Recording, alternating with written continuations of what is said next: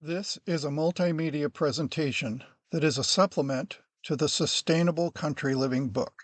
This dovetails with Chapter 6, Alternative Energy Basics. In this segment, we will take a look at the power grid and alternatives to using the power grid. In order to do this, we're going to have to understand some of the basics. So we're going to take a look at how to understand the power grid as it is, how smart meters work in the modern smart power grid system, what is renewable energy.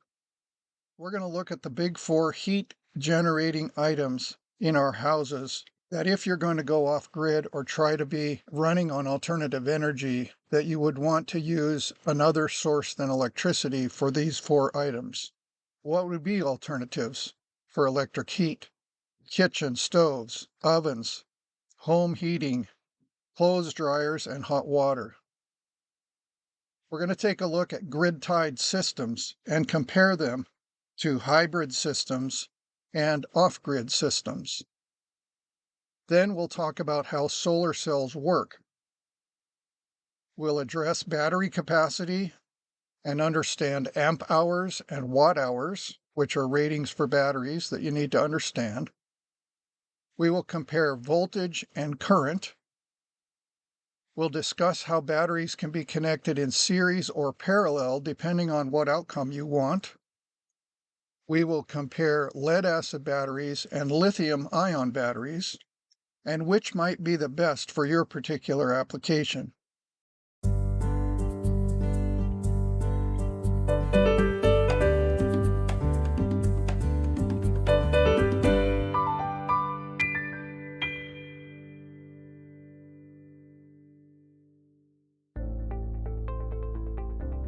Electricity. It's an essential part of our world that we might take for granted when we turn the lights on. But have you ever wondered where all of that electricity comes from and how it makes its way into your home? Electricity travels along a complex network that makes up our power grid. The power grid is a system that's been called the world's largest machine and the greatest engineering achievement of the 20th century. It includes more than 642,000 miles of high-voltage transmission lines and over 6.3 million miles of local distribution lines. That much cable could wrap around the Earth 277 times. All those lines transport electricity from thousands of power plants to over 145 million customers across the country. So how does a marvel like this work? While it may be extremely intricate, the power grid can be broken down into three main parts: generation, transmission, and distribution. Let's start with generation. All the electricity that flows through power lines is generated at a power plant using an energy source like solar, wind, or hydropower. The power plants create high voltage electricity to ship out across transmission lines, the power lines that you've probably seen connected to tall towers in more open spaces. The transmission lines move large amounts of electricity dozens, sometimes hundreds of miles from where it's generated to where it needs to be used. But before it gets to its final destination, the transmission lines bring electricity to a substation. Substations convert electricity into lower voltages so it can be safely sent along distribution lines into your neighborhood. The distribution lines are often those shorter, wooden poles that you see along the road you live on. In more densely populated areas, these lines likely run underground. They bring all that lower voltage power to transformers in your neighborhood to be reduced to even lower voltages so it can safely flow into your home. All of these systems work perfectly in sync with one another so that each time you flip a light switch, your lights turn on, unless the bulb is burned out. Our current electric grid was conceived more than 100 years ago when electricity needs were simple. Power generation was localized and built around communities. Most homes had only small energy demands, such as a few light bulbs and a radio. The grid was designed for utilities to deliver electricity to consumers' homes and then bill them once a month. This limited one-way interaction makes it difficult for the grid to respond to the ever-changing and rising energy demands of the 21st century. The smart grid introduces a two-way dialogue where electricity and information can be exchanged between the utility and its customers.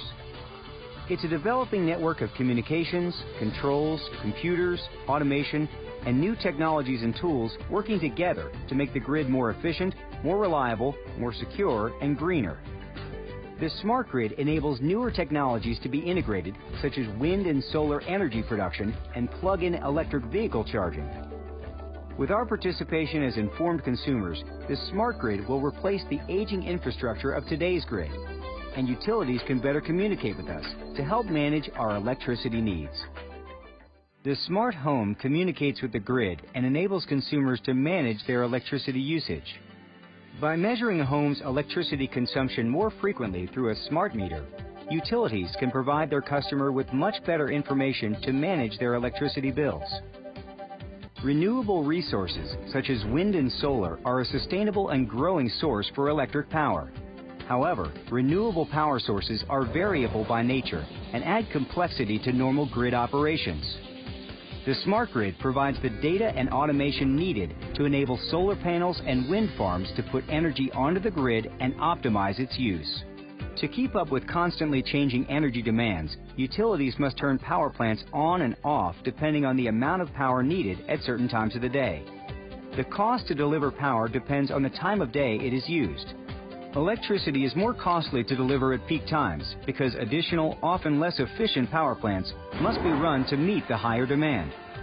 The smart grid will enable utilities to manage and moderate electricity usage with the cooperation of their customers, especially during peak demand times. As a result, utilities will be able to reduce their operating costs. By deferring electricity usage away from peak hours and having appliances and devices run at other times, electricity production is more evenly distributed throughout the day. The power being used right now was generated less than a second ago many miles away. At each instance, the amount of electricity generated must equal the consumption across the entire grid. Smart grid technologies provide detailed information that enables grid operators to see and manage electricity consumption in real time. This greater insight and control reduces outages and lowers the need for peak power. In control rooms across the grid, engineers will be able to more precisely and predictably manage electricity production, reducing the need to fire up costly secondary power plants. The distribution system routes power from the utility to residential and commercial customers through power lines, switches, and transformers. Utilities typically rely on complex power distribution schemes and manual switching to keep power flowing to their customers. Any break in this system caused by storms, bad weather, or sudden changes in electricity demand can lead to outages. The smart grid's distribution intelligence counters these energy fluctuations and outages by automatically identifying problems, then rerouting and restoring power delivery. Utilities can further use distribution intelligence to predict and manage electricity usage with the cooperation of their customers, leading to lower production cost. Wind, solar, hydroelectric, bioenergy. Countries all over the world are switching from fossil fuels to renewable energy sources like these to generate electricity. But what is renewable energy? How does it work? Renewable energy, also known as renewables, is energy that comes from a source that won't run out, because it's replenished faster than it's consumed. Renewables use natural sources of power to generate electricity by harnessing the energy of the sun, wind, or tides. This could also come from the burning of organic materials, such as plant matter or waste from animals or food. Renewables are self-replenishing, as their production only relies on Earth's weather patterns and natural ecosystem, rather than the intensive drilling or mining that's used to extract fossil fuels. Fossil fuels like coal, oil, and natural gas are non-renewable, as they're made from the fossilized buried remains of plants and animals. And, according to scientists, they're liable to run out this century if we keep consuming them at the current rate. How do renewable energy sources work? The most common renewables globally are wind, solar, hydroelectric, geothermal. These generate electricity in different ways. Solar panels work by converting the light radiation from the sun to electricity through a reaction inside silicon layers within the solar panel. This reaction is called a photoelectric effect, where photons of light are absorbed and then electrons are released. The free electrons are captured, resulting in an electric current that can be used as electricity. Wind power generates electricity via movement. On- and offshore wind farms use the wind to rotate a turbine's rotor blades, and the rotor connects to an electricity generator. The larger the rotor, the more wind energy it can capture to be converted to electricity. As the wind is stronger offshore, wind turbines located at sea have proven to be more efficient as compared to the onshore turbines. But onshore wind turbines are easier to construct. Hydropower is similar to wind power. Water released from a reservoir flows through a turbine, spinning it, which in turn activates a generator to produce electricity. The power extracted from the water depends on the volume and on the difference in height between the source and the water's outflow. Lastly, there's geothermal energy. Its method is to tap into underground reservoirs of steam and hot water. This means drilling underground wells of up to a mile deep, and then harnessing the heat to drive turbines that are connected to generators to produce electricity. The Ready Life. Into the country. Welcome back to the Ready Life podcast, where you are empowered to make your homestead as independent as possible for basic necessities like water, heat, food, and power.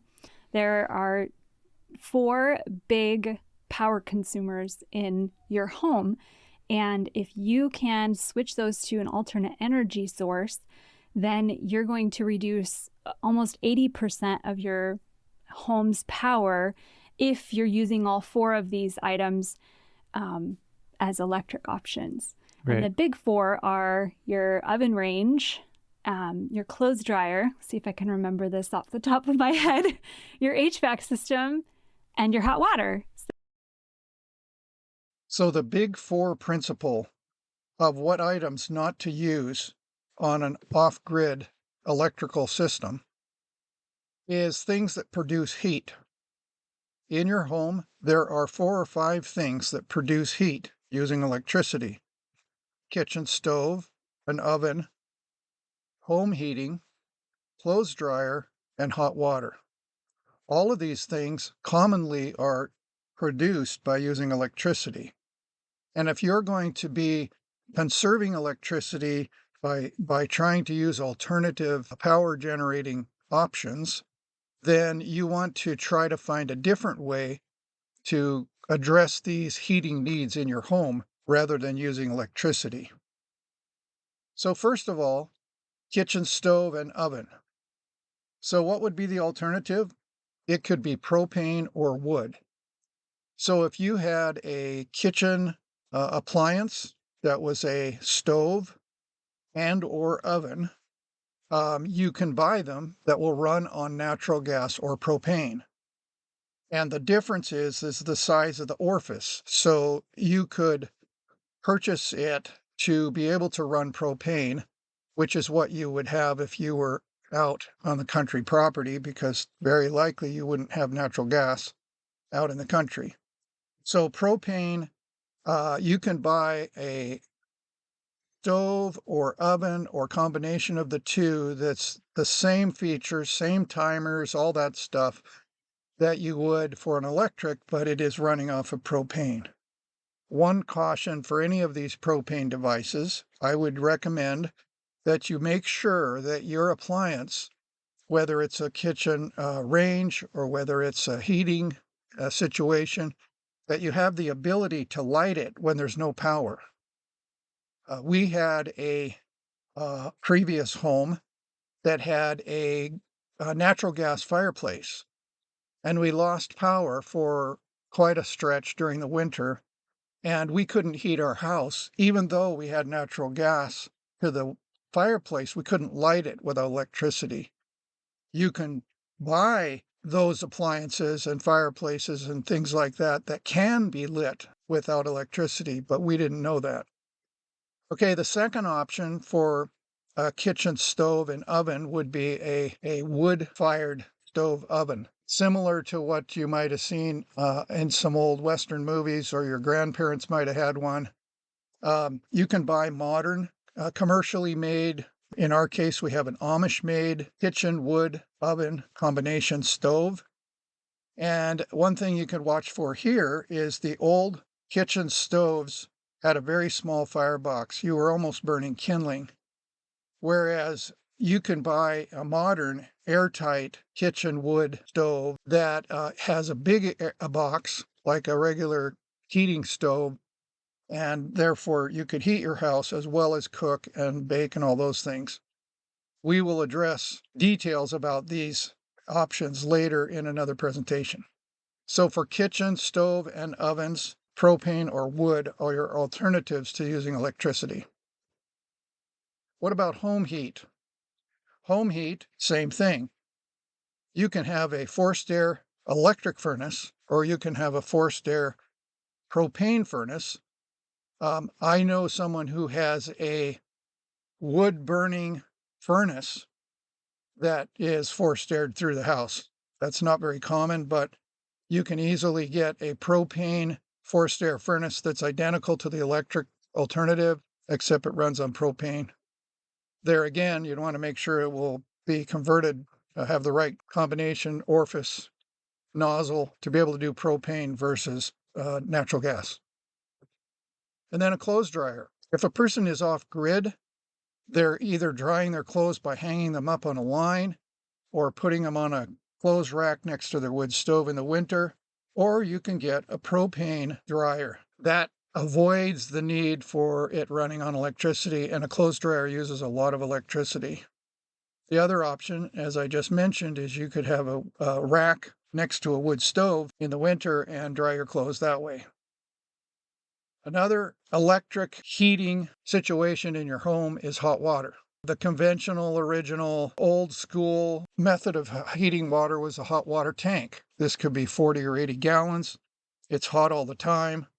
The more energy efficient version is to have an on-demand hot water, and that can be done with electric as well. But if you're going to have an option to not using electricity, then here again, you could do either a propane on-demand hot water heater. It's not got a tank, or you can heat water off your wood stove.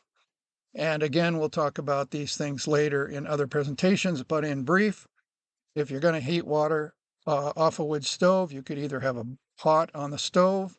Some stoves, like a kitchen stove, may have the option to have maybe a 3-gallon water tank built in that you can dip out with a ladle or do a faucet to access the hot water. You can also have it plumbed with a heating coil above the fire, and then the plumbing goes to a equivalent of a hot water tank, but it's called a range boiler. It doesn't have any elements in it. And if properly installed higher than the stove, convection will make it automatically circulate, and it'll get so hot that you have to have a pressure relief valve because it'll get hotter than it should. So we'll talk about these again in a later presentation. We're going to look at 3 different types of alternative energy systems. This one is the most common that you'll see around your neighborhood. It's called grid-tied. And grid-tied doesn't have any batteries. It only works when the power grid is working. So one disadvantage of a grid-tied system is once the sun goes down, you don't have any alternative energy. And the other thing is when the power goes out from the grid, it automatically shuts off, even if the sun's out, because they don't want to be feeding alternative energy power into the grid when the grid's down and a lineman is trying to fix it and gets electrocuted. But grid tides are the most common. You'll see them on lots of houses. And the advantage is that it'll save on the energy bill. I know somebody that was paying $400 a month for their electrical, and now they're paying about the minimum fee, which is like $25. But they're grid tied. There's solar panels on the roof, and it feeds right into the house as needed, and the extra goes into the grid. And there again, we'll talk about this in another presentation. This is an on-grid solar system, the most popular type of solar setup in America. To understand how it works, let's see it in action as it powers a typical American home for a day. Let's begin at night. At this point, relatively little power is being used. The fridge, some phone chargers, and maybe the heating or cooling. There's no solar right now, so electricity usage is met by power imported from the grid. In the morning, energy use spikes as the family prepares for the day. They're using kitchen appliances, hair dryers, hot water heating, and other devices. Part of their energy needs will be met with solar, but as the sun isn't very strong yet, the home will continue to import from the grid. At midday, the sun is much stronger, and the solar system reaches max output. This is also when electricity usage is at its lowest, as everyone's out for work, school, or errands. That means lots of surplus power is produced. In an on-grid system, that surplus is exported to the grid. In return, the utility pays for the power by crediting their electricity bill. In states with net metering, homeowners have the advantage of selling their power at the same rate they buy it for. In the afternoon, the sun moves downwards through the sky, causing solar output to drop. However, power usage is still low as most of the family's not home yet. The system continues to export power for bill credits. It's evening. The setting of the sun means there's no more solar. Energy use now peaks as the family returns home and runs lights, entertainment devices, and kitchen appliances. Grid energy transfers now switch direction. The home stops exporting and starts importing power instead. It's night again, marking the end of the daily energy cycle. The on-grid system imported energy for much of the day, but this gets offset by the high energy exports achieved by the system during midday and afternoon. In fact, a properly designed on-grid solar system can achieve 100% offset of a home's power requirements, which means electricity bills with zero net usage charges. So here is the next kind of alternative energy solar-powered system, and that's hybrid. A hybrid system is a combination of grid tied, but it also has batteries. And if a person goes and installs a system and has it commercially done and it's hooked to the grid, you can pay more money and have it with the option of batteries. Now what you have is if the grid goes down, you still have power as long as the batteries will last. Also, even if the grid is up, if the sun goes down, you can use the batteries. So if a person can afford it, the hybrid system is better than grid tied. You gain the benefit of grid tied. You can send it back to the grid and save it for later and all that. But you also have the batteries to be able to get by those tough times. Hybrid solar systems are solar panel setups that are grid connected and include battery storage. Hybrid systems reduce reliance on the utility and provide backup power when the grid is down. In this video, we'll explain how a typical hybrid solar system works in places where time of use billing applies, such as California. Let's start with the morning.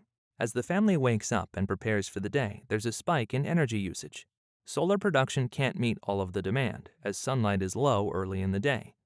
The shortfall will be met by power from the battery, if it still has charge after its use overnight. If the battery is flat, power will be imported from the utility grid. At midday, with the sun high in the sky, solar panels reach max output. Meanwhile, energy needs are low, as people are usually out of the house. Lots of surplus power is generated, which is used to charge the solar battery. The home also avoids importing power, which tends to be expensive from midday onwards under time of use plans. In the afternoon, the family's energy needs are still pretty low. Solar panel output can meet power demand as well as top up the battery. If the battery is already full, the surplus power can be exported to the grid. In the evening, everyone returns home, so energy use spikes. For most households, this period accounts for over half of all energy usage. Evenings are when solar battery storage is most valuable. Instead of buying power at pricey evening peak rates, the home can draw on the battery to meet the high demand. At night, the home will continue to be supplied by power from the battery.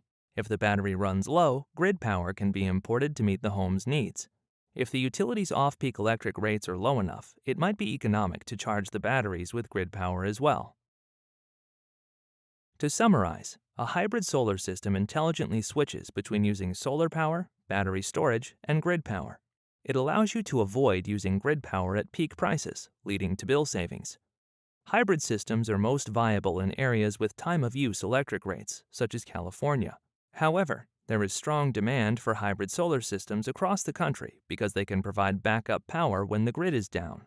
There are also significant rebates in some states that make battery storage a compelling addition to a home solar system. The last one is off-grid. This is the one with people that have a cabin or somebody that intentionally wants to not be connected to the outside services. Another reason a person might choose to be off-grid is that the power available is far enough away that it's too expensive to bring it in to where that house is. So whatever the reason, there are people who choose to be off-grid. And this explains how this is. Off-grid has batteries, and it's like a hybrid, but it's not hooked to the power grid. A home with off-grid solar is energy self-sufficient. All power comes from on-site solar panels and battery storage. There are no connections to the electric grid. In this video, we'll explain how a large off-grid solar system powers a family home. Let's start with the morning. Although the sun isn't at full strength yet, the solar array should still generate enough power to meet the home's needs. This is possible in off-grid homes where residents are careful with their electricity usage and avoid installing appliances that use too much power or using too many at the same time. At midday, the sun is high in the sky. The solar panels hit their maximum output. This is also when energy needs are lowest, as most family members are out. Surplus energy is sent to charge the batteries. This is also a good time to operate energy-hungry appliances, such as an air conditioner or washing machine. In the afternoon, the sun moves lower in the sky, so solar panel output starts to fall. However, the solar panels will still produce more power than is needed. If the batteries aren't full yet, the extra power will be used to bring them up to 100%. On to the evening. With the setting of the sun, solar panel output falls to zero. This is also when power usage spikes as family members return home and fire up electrical appliances. To meet this demand, lots of power will be drawn from the batteries. At night, the solar cycle is complete. No solar power will be generated until the following morning. Till then, all nighttime energy needs will be met by the batteries. This won't be a problem for a well-designed off-grid system. It should be able to store enough electricity to last 2 or 3 days without much sun. Of course, keeping ample backup power in reserve requires a lot of battery capacity, along with a higher number of solar panels to charge them. This makes off-grid systems expensive compared to simple grid-connect solar systems, or even solar plus storage that can use the grid as a backup. This expense is the reason very few people install completely off-grid systems, unless they live in remote areas where there is no utility grid to connect to. So now let's talk about how solar cells work. Everybody's seen solar panels, and when you look closely, they're individual cells grouped into a panel. And these cells have layers of electrically chargeable areas that when the sun hits it, it creates a small amount of electricity. And so each one of these cells is making a very small amount of electricity. When you combine them into a panel, then you have multiplied the amount that it's going to give. And when you put a bunch of panels into an array, then you get even more. So that's how they work, and this video will explain it. That plants get their energy from the sun through their leaves in a process called photosynthesis. We humans don't have our own leaves, but maybe we can get energy from the sun in a different way. Electrical energy, that is. Could there be some kind of electrical leaf? A solar cell gathers light from the sun and generates electricity, just as a leaf generates food for a plant. One solar cell produces several watts of power. This may be sufficient for running a calculator or a phone charger, but it's not sufficient for running a toaster, for example, which uses 1,000 watts. So, several solar cells, typically 32, are wired together to make a solar panel. Several solar panels are needed to generate enough electricity to power a household. As leaves generate food for plants directly from the sun's rays, solar cells are a viable way to convert the sun's rays directly into electricity that we can use. Let's talk about some technical terms that are important, because if you're going to be off-grid or hybrid and you've got batteries, you have choices of what kind of batteries to have and how to configure them. So some terms that you'll run into that are important to understand is amp hour and watt hours. This video will help you understand better what an amp hour is and a watt hour and how that has to play into your choice of how you're going to do your batteries. When exploring the world of batteries, two terms often pop up: amp hours Ah and watt hours (Wh). But what's the difference? Let's break it down. Amp-hour, often abbreviated as AH, is a measure of a battery's electrical storage capacity. Essentially, it tells you how much current a battery can theoretically provide over a specific period of time. For example, you could have a 100 amp-hour battery at 12 volts, a 100 amp-hour battery at 24 volts, or even a server rack battery rated at 100 amp-hour at 48 volts. While all these batteries share the same current capacity, their energy capacities differ because energy depends on both current and voltage. This is why, when someone asks how big your battery is, saying 100 amp-hour isn't enough to provide the full picture. The voltage of the battery is equally important, as it directly affects the total energy capacity. This brings us to watt-hours, WH. Watt-hours are used to accurately measure the total energy storage of a battery because watt-hour accounts for both the battery's voltage and its capacity in amp-hours. Simply put, watt-hour provides a more comprehensive understanding of a battery's capability. For instance, a 12-volt battery rated at 100 amp-hour stores a total of 1200 watt-hour of energy, calculated as 12 volts times 100 amp-hour. Similarly, a 24-volt battery with the same 100 amp-hour capacity would store 2400 watt-hour of energy, which is double the energy of the 12-volt battery. Meanwhile, a 48-volt battery rated at 100 amp-hour stores a massive 4800 watt-hour of energy, 4 times as much as the 12-volt battery. This watt-hour rating gives a clear and precise understanding of how much energy a battery can store and how long it can power a device. For example, let's say you have a fan that requires 100 watts to run. A 12-volt 100 amp-hour battery, storing 1200 watt-hour of energy, could theoretically power the fan for 12 hours. 1200 watt-hour divided by 100 watt equals 12 hours. However, this is just a theoretical estimate, as batteries should never be discharged to 0%. Overdischarging can significantly shorten a battery's lifespan. For lead-acid batteries, it's recommended to use only 50% of their total capacity, while lithium iron phosphate batteries can safely use up to 80% of their capacity. In essence, amp-hours give us insight into a battery's capacity to provide current over time, while watt-hours reveal the total energy it can store, factoring in voltage. The next pair of terms that are important to understand is voltage and current. This is like how much power goes through a garden hose. You've got a garden hose and you've got water going through it. Obviously, if you have more pressure, you'll get faster flow. If you have a bigger pipe, it'll have faster flow. So this is kind of similar to voltage and current. So this video will help you understand that concept. And these terms, voltage and current, are important for you to understand if you're going to make decisions about choosing how to go about doing alternative energy.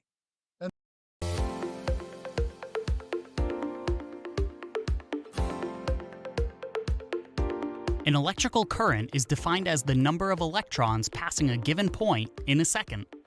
And voltage is defined as the difference in electrical potential energy per unit of charge between 2 points. To explain this further, let's say we have a body of water, with a pump drawing the water up to an elevated tank. Right now, the water tower has a lot of potential energy to do work, but it isn't yet releasing that energy. So now let's connect another pipe to the tank to complete the circuit and produce a current.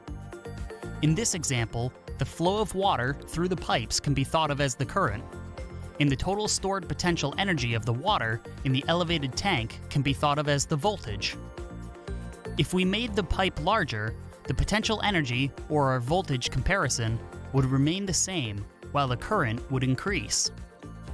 And if we remove the second pipe altogether, there would no longer be a current, but the potential energy, or voltage, would again remain the same, in the same way that a battery has a voltage associated with it, even if it's not currently connected to a circuit or doing any work.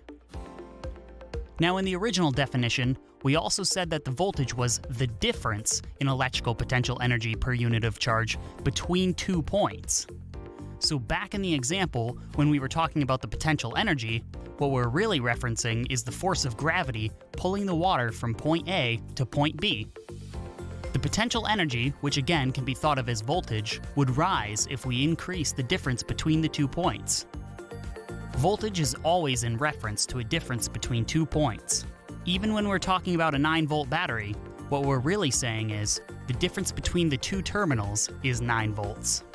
With electricity, rather than in the previous example where gravity was the applied force, it's instead the electromagnetic force. If we take a conductive metal wire and complete the circuit with a battery, the electrons from the negatively charged side of the battery will be attracted to the positively charged end of the battery at a force equal to 1.5 volts in this example. Without voltage, the electrons will move randomly in all directions. Voltage is what pushes electrons around a circuit. So to summarize, current is simply a measurement of the flow of electrons passing a certain point. And voltage is the electrical potential difference between 2 points and is the driving force within a circuit. Then we need to understand how batteries would get hooked together. There's basically 2 options of how to wire the batteries. One is series and the other is parallel. And the reason you would choose which one is how many volts you need for your system. And the higher the number, the better it's going to be. So if you have a car battery, it's 12 volts, or a really old car is a 6 volt. But if you hook them together as a group, positive to positive, negative to negative, you still have 12 volts. You just have more amp hours.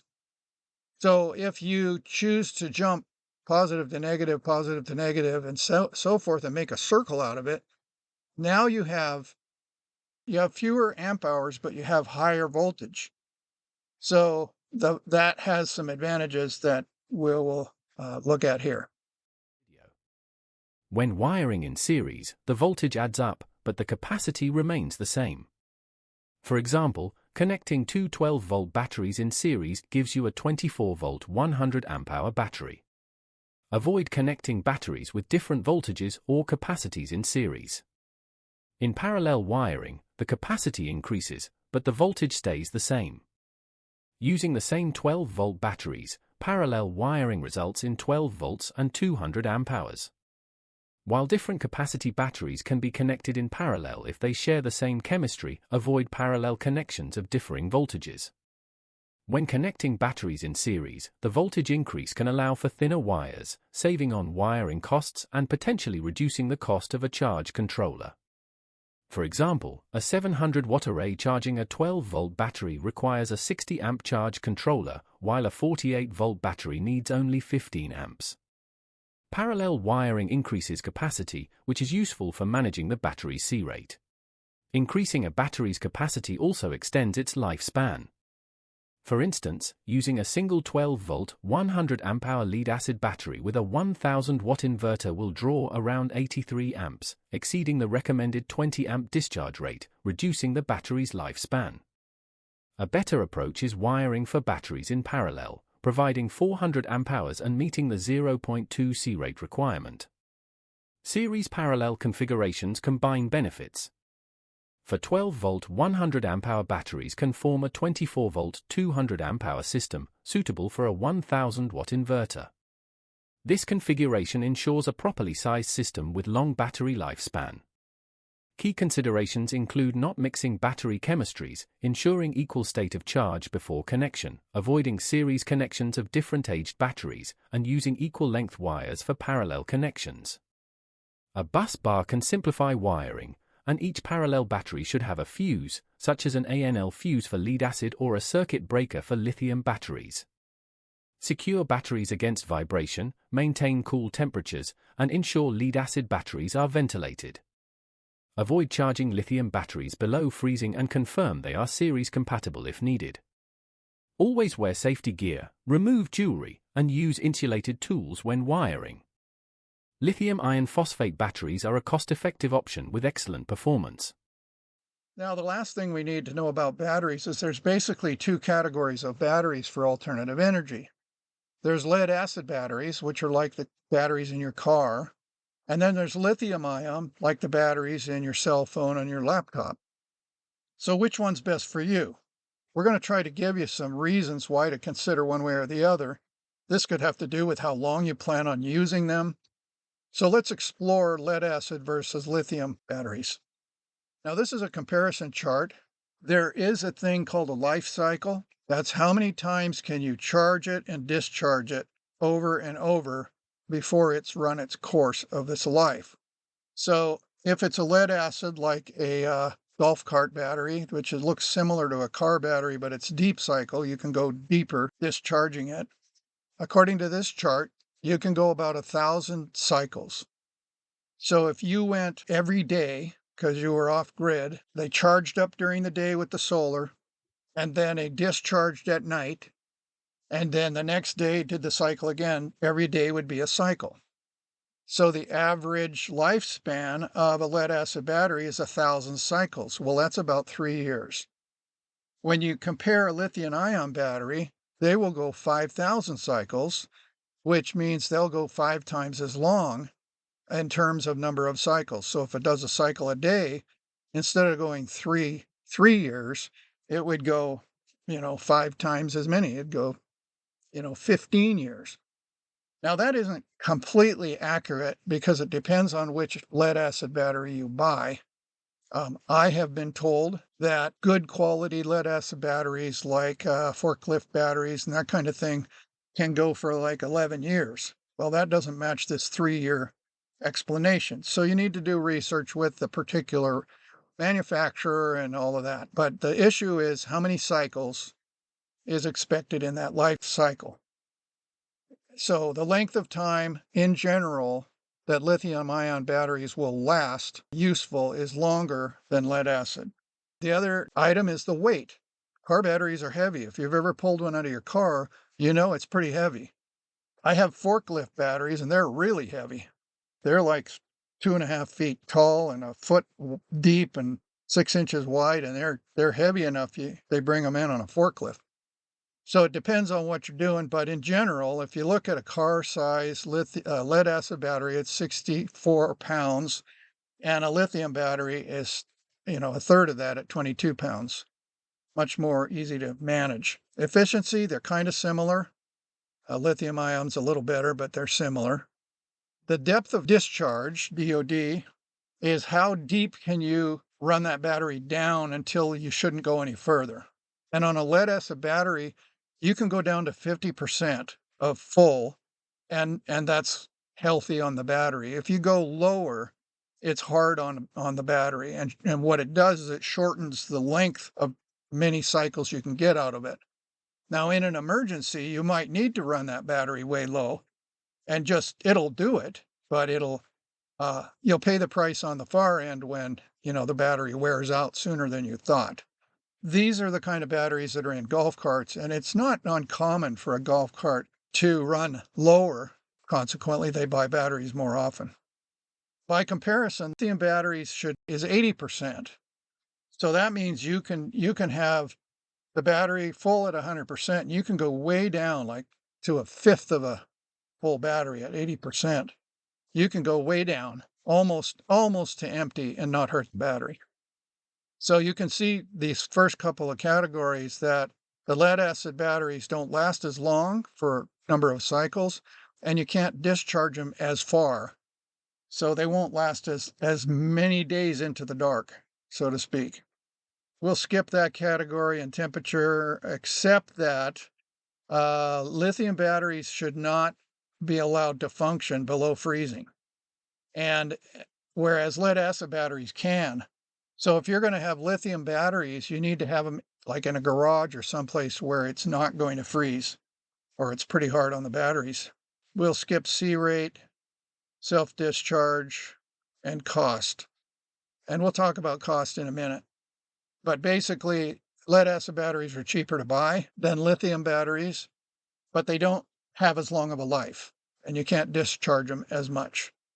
One other footnote is if you have lead acid batteries, some of them, like car batteries and so forth, require maintenance to keep the water inside up and keep them charged and stuff. So there's like monthly maintenance that needs to be done on lead acid batteries, whereas lithium batteries require no maintenance. So let's compare the cost. If you buy a lead acid battery, the one on the left, a good one for alternative energy, it's like $190. If you went to Costco and bought a golf cart battery, it would be around 100, maybe a little more. But if you want to do it right, you want to get ones that are made for alternative energy and not just a marine battery or golf cart battery. So lead acid batteries are about half the cost of a lithium battery. The one in the picture on the left of the lead acid appears to be one that does not require the monthly checking the water and all that. It's sealed. So that's probably one reason why it's more expensive than what Costco would sell you. Now let's look at lead acid. The lead acid battery, you can go down to 50% of full without hurting it. Lithium, you can go down to 80. So that means that you're going to get more electricity for a longer period of time out of the lithium batteries in the daily cycle because you can go deeper. Then let's look at efficiency. Lead acid's 85%, lithium is 99, so they're similar. And they make the similar amount of cost per 100 amp hours, lithium being a little more expensive. Sort of similar in cost. Last of all, let's look at some advice. So what would you choose if you were going to do batteries for your alternative energy system? Well, it depends on how much money you have and how long you plan on using those batteries. If you have a cabin and you're going to not be there all the time, you might shut it off when you're gone or whatever. The length of 3 years would mean if you were doing it all the time, you're off grid every day the cycle's going, they will last, lead acid will last about 3 years. Whereas if you do lithium ion, they're going to last longer. And again, like I said before, it depends on which lead acid batteries you get. When I bought my forklift batteries, they told me I would get 11 years out of them, and so far that's proving to be the case. So other points of interest is the time for ordering and replacing batteries. So, let's say you buy cheaper batteries because they're lead acid, but then in 3 years you might have to replace them. So you have to factor that cost in. Next is the charge and discharge lithium with higher currents. So like we said, the discharge of a lithium battery can go to 80% instead of 50%. The weight difference, if it matters, the lithium batteries are light, they're small. That's why they're in electric cars. That's why they're in laptops and cell phones, as compared to a car battery, which is big and heavy. In the case of the lithium battery, after 5,000 cycles, you still have 80% left of the battery use. So it's not like all of a sudden after 5,000 cycles, it's going to quit. It's just going to not last as long through the daily cycle. It won't have quite the oomph that it did before. And last of all, lithium is not suited for freezing temperatures. So if you're going to buy lithium batteries, it's recommended that you get some that have low temperature protection in them. Again, it depends on what your application is, how often you're going to use them each day. Is it going to be every day? Is it going to be periodic? For instance, an RV has a motorhome, that is, has a regular car battery to start and run the engine and everything. And then it has a deep cycle marine battery, like a golf cart battery, that is a lead acid battery made to be able to be discharged. So that runs, your coach and appliances and everything like that. So you can go and boondog, like they call it, where you're going to go with your RV and you're not going to plug in at an RV park, and you can run off the batteries and run everything in your unit.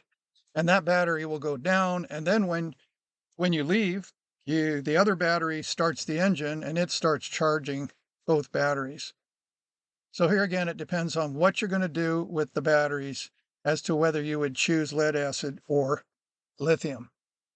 So here we have the basics of the things you need to know about for alternative energy. For the most part, these apply to any kind of alternative power energy, not just solar, but wind and hydro, and we will look at some of these in other presentations. To be aware of new videos like this one, be sure to subscribe to the Preparing for the Time of Trouble channel.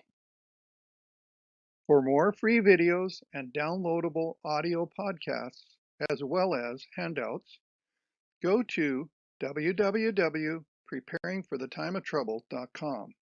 Topic categories include recordings of live seminar presentations, country living, sustainable gardening, homestead remedies, how to be self-sufficient when the grid goes down, wild edible and medicinal plants, hydrotherapy, and end-time Bible prophecies.